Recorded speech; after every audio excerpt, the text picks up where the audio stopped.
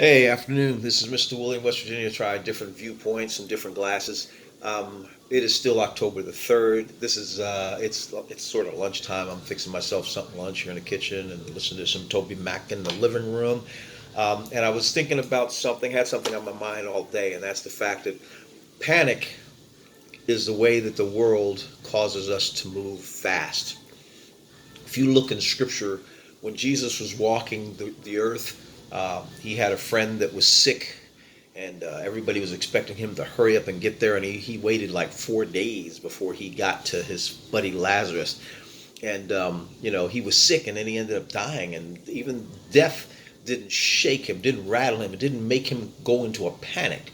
Most of us, we get a bad diagnosis from the doctor, or we find out they're going to shut a bill off, and we're like, oh my gosh, what are we going to do? What are we going to do? Somebody says something about us, and we get all mad and angry and upset. Jesus didn't have any panic mode. He didn't have a mode where a button was pushed and he panicked and he rushed. If you look at the Apostle Paul, one of the greatest writers, he wrote most of the New Testament. He said that he had been shipwrecked, he had been stoned, he had been beaten, he had went through things that we couldn't have handled. He was thrown in jail. You know what? He never panicked. One time, he got bit by a snake. He had been shipwrecked. They had gotten back up onto the island. They were trying to warm themselves with a fire, and this viper came out of the fire and latched onto his hand. He just shook it off. He didn't panic. I mean, he didn't panic. Most of us, man, we see a snake or see a spider, and we're like, oh my gosh, oh my gosh. I want to encourage you all. The panic is not a kingdom principle. God didn't put us on this earth to panic. He didn't put us in the place that we're at so that when stuff goes wrong, we panic. You know that Peter was walking on the water one time with Jesus, and he got to looking around at everything, all the waves and all the wind, and he got scared and he started to sink. And you know what? He called out to Jesus.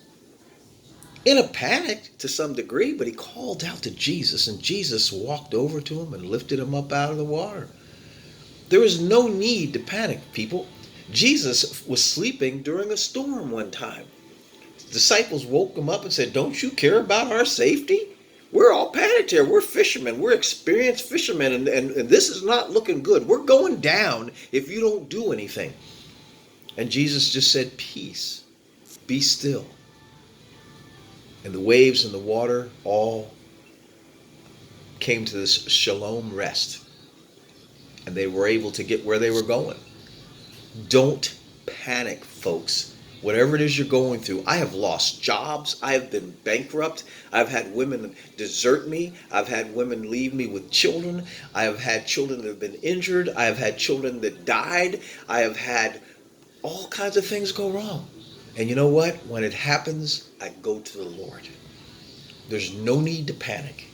Just ask him what you're going to learn from the situation, what it is he wants to teach you, what it is he wants to do through this situation, and then trust him. It says, trust in the Lord with all your heart, lean not to your own understanding. Your understanding wants to panic.